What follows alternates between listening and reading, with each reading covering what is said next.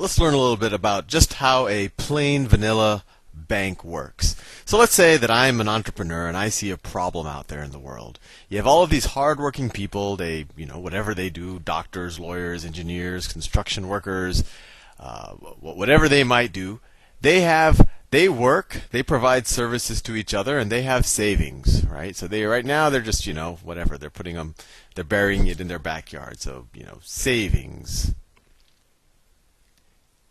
And they're just collecting there, right? That quote unquote money is doing nothing. They've provided some goods and services to someone else. Those people gave them something, whether it's gold or a green piece of paper, that essentially says this gold or this green piece of paper entitles you to some future goods and services. And those people said, "Oh, that's a useful thing that I have, let me just put it into my mattress." So whatever, the world, there's this pool of savings, and let's say there's this other pool of entrepreneurs, and they have a bunch of really good ideas for projects. They're like, you know what, if I could just get, let me put this here, projects or investments. Projects or investments. Investments. So let's say that there's some other entrepreneur and he says, "Boy, you know what? I have no claims on any goods and resources, but I have an idea. I have an idea that if I could get a bunch of people to dig canals to the crops, that we'll be able to grow more crops and grow it throughout the year, and we'll all be richer because we'll all have more food." And that's a true good and service in its best sense. But how am I going to get these people to build this ditch for me? I mean, I could maybe promise them in the future that once all of this is done, I can do something, give them more food, but that's not the way it works. No one's willing to work for me unless they can feel very secure that they're going to get something in return. So we have an interesting problem here. You have a bunch of people who've already provided goods and services to the world, and the world has given them trinkets, whether it's gold coins or paper money. Let's just say it's gold, right? And I want to make this point because everyone always talks about gold as if it's something special, as if it really represents wealth, while paper money really does not represent wealth. And that's just not true. There's nothing about gold. Gold is not useful other than the fact that it is pretty. That's the only thing that makes gold useful. Actually, it's pretty and it's hard to counterfeit. Paper money, not so pretty, but it has other advantages. It's lighter, and at least the paper money we use now is not so easy to counterfeit. So I always want to make that, people always somehow feel that gold is somehow better than paper money. And then we'll talk about in the future about inflation and deflation and the fact that there is a constraint on how much gold can be produced, but you can print money. But we'll talk about that in a little bit. So in our modern world, that savings are these green pieces of paper. But let's say we're talking about some primitive culture, and they're using gold. So we perform a bunch of people perform a bunch of goods and services, and they get these little coins. And these coins are essentially this society's way of agreeing. If you have one of these coins, in the future, if you give this coin to someone else, they'll do something for you. And how much of that coin you have to give for them to do it, it's based on supply and demand and price. Whatever. These projects, I say, wow, if I only had some way of convincing someone to dig a canal, it would be hugely beneficial and it will create wealth, or dig irrigation ditches. But how do I do that? Well, if I had gold, or if I had these little coins, I could give these coins to these people. They would dig the irrigation ditch, and then I could charge, people the service of using or maybe I'll charge people access to water, and then I could essentially generate a return. But how do I do that? Well, what if I could borrow some of these people, right? These people have these units of goods and services called a gold coin. If I could borrow some of their money and use it to pay people that will essentially do the good and service or do the new project, then I'll generate wealth, and then I could share it with these people, maybe in the form of some type of interest. Well, it's very hard in a vacuum for these people to evaluate these projects. And maybe these projects, they don't require just part of the savings of one person. They require the savings of 1,000 people, because it's a large project. And it's also hard for these people to evaluate who has a good project. And it's hard for these people to evaluate who has savings. In fact, if I have savings, if I've buried a bunch of stuff in my backyard or in my mattress, I don't want to advertise it. That's just going to make people come and rob me. So I'm a third entrepreneur, and I see an opportunity for a business, and I call that business a bank. And so what is a bank going to do? What is my bank going to do? Well, let's just talk about it from the bare bones. How am I going to start my business? I'm actually one of these entrepreneurs. Let's say I have some savings, just to make it simple, so I don't have to go into this pool.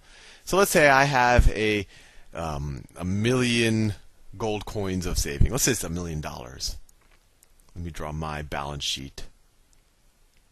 So let's say this is my balance sheet.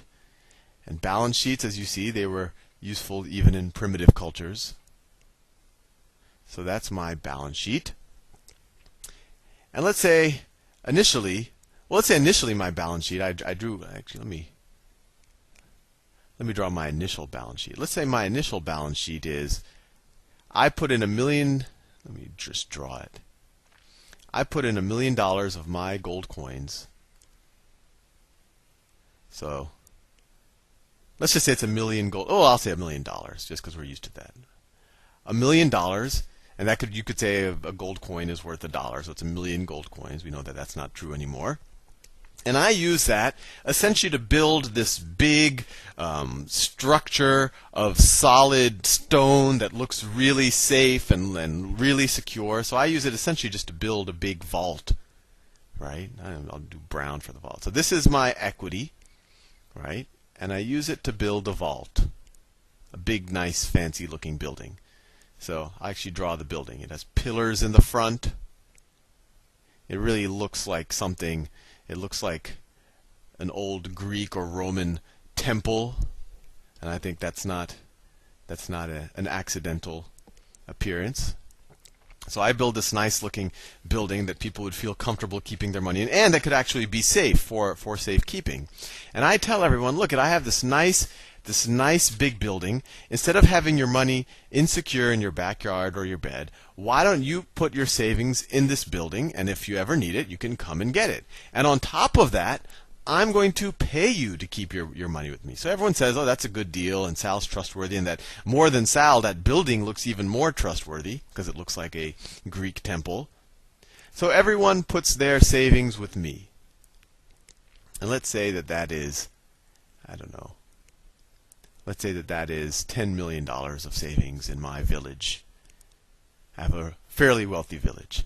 So that's $10 million of deposits. And this is a liability for me, right? Why is it a liability? Because I owe that to other people. They're giving it to me for safekeeping. So this is my liabilities. Liabilities. This is my equity. If I had multiple, if it wasn't just me, if there was 10 shareholders, each of us would have 1/10 of this. But this is a sole proprietorship, so this is my equity. This is my building. So I'm running a business here, right? I'm not doing this as some type of nonprofit or charity work. So what am I going to do with this 10 million of deposits? Well, I told people that they can take the money out anytime. If I'm taking their money as safekeeping. If they put it in and then one day they can't get their money back, they're going to be very suspicious of me. So I have to keep some of the money set aside. There's a lot, this could be amongst 3,000 or 4,000 people. So at any given day, not everyone's hopefully not everyone's going to pull their money out or put their money in. But I need to keep some cash reserves in case people want their money back. So I need to keep some of that 10 million in cash. So let me do that in, I don't know, magenta. So let me say I want to keep 10% of it in cash. So I'm going to keep $1 million in cash. And then I have $9 million left that I can hopefully put to productive use. And what I do with that $9 million is I loan it out to people who have really good projects or investments. So $9 million in loans. That's an asset, right? I give that money to someone else. They owe me $9 million. I'm essentially borrowing $10 million, keeping $1 million aside, and paying out $9 million in loans. And they could be a bunch of different projects. They could be 100. I'm not just giving $9 million to one person. I'm diversifying across a bunch of different projects. So the natural question is, how am I making money? Well, these loans, I'm hopefully putting them to, build irrigation ditches or build factories or do whatever, something that actually is an investment that creates more value than it needed to start up. So I can actually charge interest, and that interest should be a cut of that value that's being created. So let's say that I charge 10% on this money. So I'm charging 10%. And just for the sake of it, let's say I invest really well and no one defaults. I do it. I'm the first bank, so I get all of the best investments. So I'm getting 10%. And for their money, these people, not only do they get to keep their money in this nice, safe deposit, but I'm also paying them 5%. I'm also paying them 5%. So how much money do I make in a year? Well, I'm making 10% on this $9 million.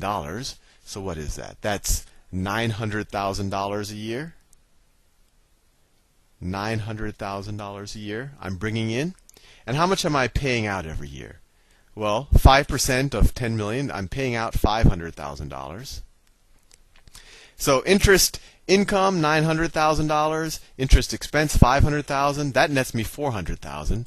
And let's say I pay another, $100,000 for salaries and for security guards and all of that. So essentially, I'm netting $300,000.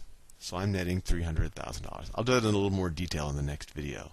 But if you look at it big picture, I put $1 million in, and every year I'm making $300,000 by providing this service, by matching up the savings with good investments. And everyone benefits. The pie is getting bigger because these are real investments that are going to benefit my village. And of course, these people benefit because they get safekeeping for their accounts and their money is actually growing. They're actually participating in this capital investment. Anyway, see you in the next video.